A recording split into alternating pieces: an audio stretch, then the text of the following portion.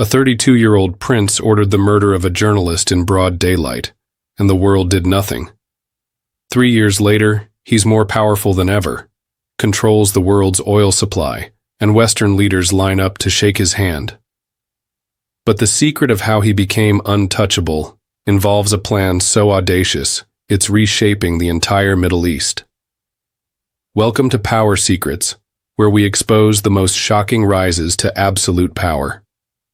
What you're about to hear is the story of Mohammed bin Salman, the Saudi prince who went from unknown royal to global kingmaker, but whose path to power is paved with disappearances, torture, and a murder that changed journalism forever. Before we dive into this chilling story, tell me in the comments where you're watching from today. And if you believe these dark truths about power need to be exposed, hit that subscribe button because what you're about to discover will change how you see international politics forever. October 2nd, 2018, 1:14 p.m. The Saudi consulate in Istanbul was quiet, almost serene. Jamal Khashoggi, a 59-year-old journalist and critic of the Saudi government, walked through the front door to get paperwork for his upcoming marriage. He had promised his fiancée, Hatice Cengiz, that he would be out in a few minutes. She waited outside for 11 hours. Jamal Khashoggi never came out. But 4,000 miles away in Riyadh, a 33-year-old Saudi prince was watching the operation unfold in real time through encrypted communications. Mohammed bin Salman, known as MBS, had personally ordered the killing of the man who had dared to criticize his rule. What happened in that consulate over the next few hours would shock the world, trigger the biggest diplomatic crisis in Saudi Arabia's modern history, and somehow make MBS even more powerful than before. To understand how a young prince could order the murder of a prominent journalist and emerge stronger than ever, you need to understand what Saudi Arabia was like before MBS took control. This wasn't just another Middle Eastern monarchy. This was a kingdom frozen in time, ruled by an aging king and a system of royal succession that had remained unchanged for nearly a century. King Salman bin Abdulaziz was 79 years old in 2015 when he ascended to the throne, inheriting a country facing its greatest challenges since its founding. Oil prices had collapsed, threatening the economic foundation of the kingdom. Iran was expanding its influence across the region through proxy wars and strategic alliances. Young Saudis, who made up 70% of the population, were demanding jobs, social reforms, and a voice in their country's future. Most critically, the traditional system of royal succession, where power passed from brother to brother among the sons of the kingdom's founder, was producing leaders who were too old and too conservative to address these mounting crises. Ama asıl, şok edici olan şey. Mohammed bin Salman wasn't supposed to become the heir to the Saudi throne. As the son of the king rather than the king's brother, MBS was considered a minor figure in the complex hierarchy of Saudi royal succession. The traditional system would have made his uncle, Mohammed bin Nayef, the next king, followed by other senior princes who had spent decades preparing for leadership. But MBS had something that his older relatives lacked: a plan to completely transform Saudi Arabia, and the ruthless determination to eliminate anyone who stood in his way. Within months of his father becoming king, MBS began what he would later call his Vision 2030, an ambitious program to modernize Saudi society, diversify the economy away from oil dependence, and establish the kingdom as a dominant regional power. The plan was breathtaking in its scope. MBS promised to allow women to drive, open movie theaters, host international concerts, and create millions of jobs for young Saudis. He announced plans to build a futuristic city called NEOM that would be powered entirely by renewable energy and governed by artificial intelligence. Most audaciously, he pledged to reduce Saudi Arabia's dependence on oil revenues from 90% of government income to 50% within 15 years. International observers were impressed by the vision, but skeptical about the execution. Saudi Arabia had announced reform programs before: only to see them quietly abandoned when they conflicted with conservative religious authorities or threatened existing power structures. MBS understood this skepticism, and he had a plan to overcome it. İşte tam bu noktada her şey değişti. Instead of gradually implementing reforms and building consensus among the royal family, MBS decided to seize absolute power first and then impose change from above. His first target was the religious establishment that had controlled Saudi social policy for decades. In a series of coordinated moves, he stripped the religious police of their power to arrest people, eliminated male guardianship requirements for women in many areas of life, and began promoting clerics who supported his modernization agenda. When conservative religious leaders objected, they were quietly arrested and disappeared into Saudi prison systems, where criticism of the royal family was treated as treason. But MBS's most dramatic power grab was yet to come. In June 2017, King Salman issued a royal decree that shocked the Saudi establishment. Mohammed bin Nayef, the crown prince and heir to the throne, was being removed from the line of succession and replaced by Mohammed bin Salman. The decision was announced as consensual, but intelligence sources later revealed that MBS had orchestrated a sophisticated campaign to discredit his uncle and convince his father that the kingdom needed younger, more dynamic leadership. Mohammed bin Nayef, who had been groomed for the throne for decades and had strong relationships with American and European intelligence services, found himself under house arrest within hours of the announcement. At 31 years old, Mohammed bin Salman had become the heir to one of the world's most important countries and the controller of the world's largest oil reserves. But he wasn't satisfied with just being next in line. He wanted real power immediately. Henüz en büyük sürprizi görmedin. MBS's consolidation of power involved tactics that were unprecedented in Saudi royal history. In November 2017, he ordered the detention of over 380 prominent Saudis, including princes, business leaders, and government officials, in what was officially described as an anti-corruption campaign.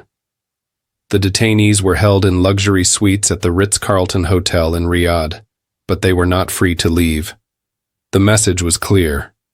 No one in Saudi Arabia, regardless of their wealth, connections, or royal status, was beyond MBS's reach. Prince Al-Walid bin Talal, one of the world's richest men and a member of the Saudi royal family, was held for 83 days until he agreed to transfer billions of dollars in assets to the Saudi government. Other detainees reported being tortured, having their assets frozen, and being forced to sign over their business empires to avoid lengthy prison sentences. The international business community watched in fascination and horror as MBS effectively robbed Saudi Arabia's elite class to fund his reform programs. By the time the detentions ended, the Saudi government had collected an estimated $100 billion in settlements and asset transfers. But the most chilling aspect of the campaign wasn't the money. It was the demonstration of absolute power. MBS had shown that he could detain anyone, seize any assets, and destroy any life without facing consequences.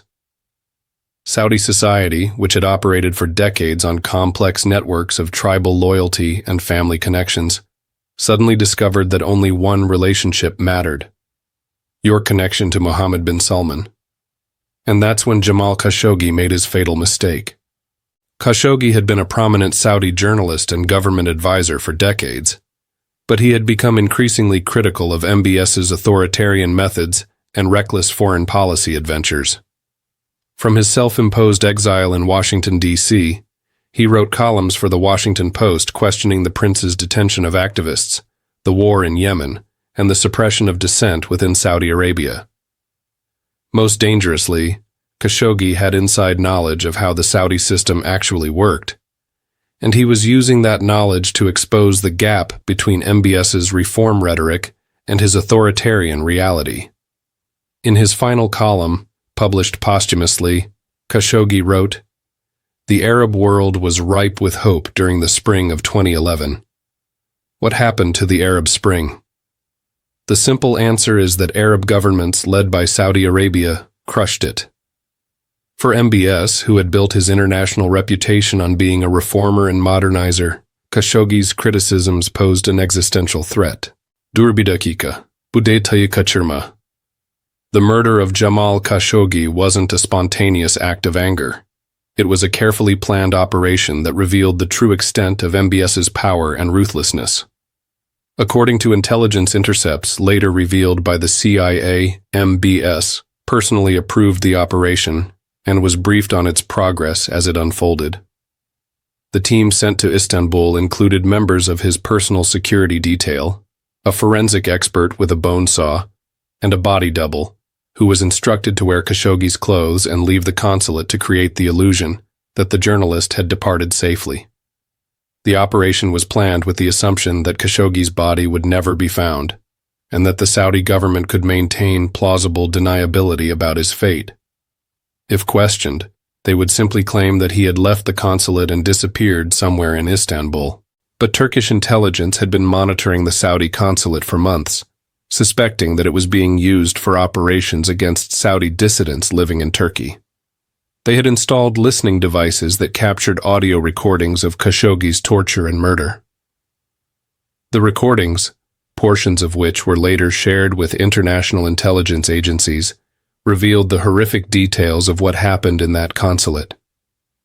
Khashoggi was tortured, killed, and dismembered while still alive. His body was dissolved in acid and disposed of in a way that ensured it would never be recovered. But perhaps most chilling was a comment captured on the recordings made by one of the Saudi agents to his colleagues. "Tell your boss that the deed is done." The boss, according to CIA analysis, was Mohammed bin Salman. When the story broke in international media, the Saudi government initially denied that anything had happened to Khashoggi. Then they claimed he had died in a fist fight during a diplomatic discussion. Then they admitted he had been killed, but claimed it was a rogue operation that MBS knew nothing about. The shifting stories and obvious lies created a global diplomatic crisis. The United States Congress called for sanctions against Saudi Arabia. European governments canceled arms deals with the kingdom. International businesses pulled out of Saudi investment conferences. For a moment, it seemed like MBS had finally overreached, and that the international community would hold him accountable for crossing the red line of murdering a journalist working for an American newspaper. But then something remarkable happened. Şimdi, gördüklerin hiçbir şey. Instead of being isolated and weakened by the Khashoggi murder, MBS gradually became more powerful and more accepted by the international community. The key to his survival was his understanding of a brutal truth about international relations. Moral outrage is temporary, but economic and strategic interests are permanent. While Western governments condemned the murder in public, they continued to do business with Saudi Arabia in private. Arms deals were quietly renewed. Oil purchases continued uninterrupted. Investment partnerships proceeded as planned. MBS understood that Saudi Arabia's control of global oil markets, its strategic position in the Middle East, and its massive sovereign wealth fund made it too important to isolate permanently, regardless of its human rights record. More cynically, he recognized that the international community's attention span for human rights violations was limited, especially when they conflicted with economic interests. So MBS played for time, while gradually rehabilitating his image through a combination of strategic concessions and geopolitical maneuvering. He allowed some women's rights reforms to proceed, released a few prominent activists from prison, and made symbolic gestures toward moderating Saudi society. These changes, while significant for Saudi women, were carefully calibrated to provide international leaders with cover for resuming normal relations without actually threatening his power. More importantly, he leveraged Saudi Arabia's oil wealth and regional influence to make himself indispensable to Western strategic interests. When Russia invaded Ukraine in 2022, MBS controlled OPEC's response to Western requests for increased oil production to replace Russian supplies. When Iran's nuclear program accelerated, Saudi Arabia's cooperation became essential for regional security arrangements. When China expanded its influence in the Middle East, Saudi partnership became crucial for American efforts to maintain regional dominance. Within 4 years of ordering Jamal Khashoggi's murder, Mohammed bin Salman was being courted by world leaders who needed his cooperation more than they cared about his human rights record. President Biden, who had called Saudi Arabia a pariah state during his campaign, visited Riyadh in 2022 and was photographed warmly greeting MBS. European leaders who had condemned the Khashoggi murder began praising Saudi Arabia's role in regional stability. Business leaders who had boycotted Saudi investment conferences returned to Riyadh with billion-dollar deals. İnanmayacaksın Jackson MBS had achieved something that seemed impossible. He had committed one of the most brazen political murders of the modern era and emerged stronger than before. But his success wasn't just about surviving the Khashoggi crisis. It was about fundamentally changing how power works in the 21st century. MBS proved that in a globalized world, control of essential resources and strategic locations can overcome almost any moral objection to a leader's behavior. He demonstrated that international law and human rights norms are ultimately subordinate to economic and security interests. Most importantly, he showed that authoritarian leaders can use their country's integration into the global economy as a shield against accountability, because isolating them would impose costs on the very countries trying to punish them. This lesson has not been lost on other authoritarian leaders around the world. From China's treatment of Uyghurs, to Russia's assassination of dissidents, to Iran's suppression of protests, dictators have learned from MBS's playbook that the key to impunity is making yourself indispensable to the international system. The global response to the Khashoggi murder essentially gave authoritarian leaders a blueprint for getting away with anything. Make sure your cooperation is valuable enough that the international community will eventually look the other way. But MBS's transformation of Saudi Arabia goes far beyond just surviving international criticism. He has used his consolidated power to reshape the Middle East in ways that will have consequences for decades. His intervention in Yemen's civil war has created one of the world's worst humanitarian crises, with hundreds of thousands of deaths and millions facing starvation. His blockade of Qatar nearly triggered a regional war before being quietly abandoned. His detention of Lebanon's prime minister in 2017 revealed the extent to which he was willing to interfere in other countries' domestic politics. At the same time, his domestic modernization program has produced genuine changes in Saudi society that have improved millions of lives. Women can now drive, attend sporting events, and travel abroad without male permission. The kingdom has opened movie theaters, allowed mixed-gender concerts, and created new economic opportunities for young Saudis. This combination of progressive domestic reforms and aggressive foreign policy has made MBS one of the most complex and controversial figures in modern international relations. His supporters argue that he is transforming an ossified absolute monarchy into a more dynamic and modern state, and that the costs of this transformation, including the suppression of dissent and the elimination of opponents, are justified by the benefits to Saudi society. His critics contend that his reforms are cosmetic changes designed to distract from his consolidation of authoritarian power, and that his willingness to murder critics reveals the true nature of his rule. Both perspectives contain elements of truth, but they miss the larger significance of MBS's rise to power. Mohammed bin Salman represents the emergence of a new type of authoritarian leader, one who understands how to use globalization, economic integration, and strategic indispensability to insulate himself from the traditional constraints on dictatorial behavior. Unlike previous generations of Middle Eastern strongmen who relied primarily on domestic repression and regional alliances, MBS has made himself essential to the global economy and international security architecture. This makes him nearly impossible to isolate or pressure, regardless of his human rights record or international behavior. Today, at just 38 years old, Mohammed bin Salman effectively rules Saudi Arabia with more absolute power than any Saudi leader in the kingdom's history. His father, King Salman, is 88 years old and suffering from dementia, leaving MBS as the de facto ruler of one of the world's most important countries. He controls the world's largest oil reserves, a sovereign wealth fund worth over $700 billion, and military forces that are among the best equipped in the Middle East. He has eliminated all potential rivals within the royal family, silenced domestic critics through imprisonment and intimidation, and established himself as an indispensable partner for Western governments despite his human rights record. The question for the rest of the world is whether we can live with the precedent that his success has set. MBS has proven that in the modern international system, control of essential resources and strategic locations can trump any moral objection to a leader's behavior.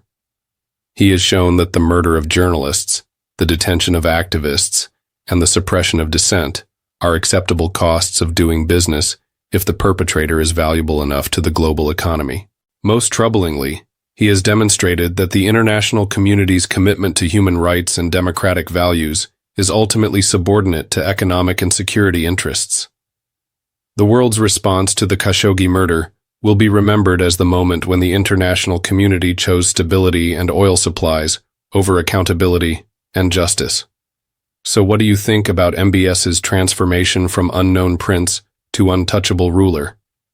Does his success represent the triumph of realpolitik over human rights? Or is it evidence that the international system has failed to evolve beyond 19th century power politics?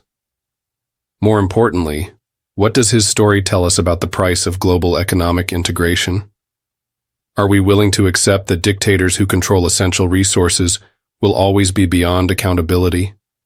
And what should we make of the fact that his domestic reforms have genuinely improved millions of lives, even as his authoritarian methods have destroyed others? Share your thoughts in the comments below.